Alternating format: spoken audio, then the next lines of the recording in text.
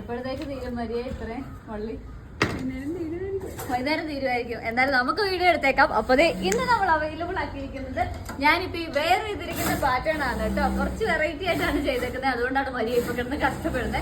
ഇതുപോലെ സെന്ററിൽ ഇതുപോലെ ടൈ ചെയ്യാനായിട്ട് ഒരു വള്ളി കൊടുത്തിട്ടുണ്ട്. അതുകൊണ്ട് തന്നെ നമുക്ക് അഡ്ജസ്റ്റ് ചെയ്ത് കെട്ടാം. ഇത് ശരിക്കും നമ്മളൊരു എലൈൻ ടൈപ്പ് ആണ് ചെയ്തേക്കുന്നത്.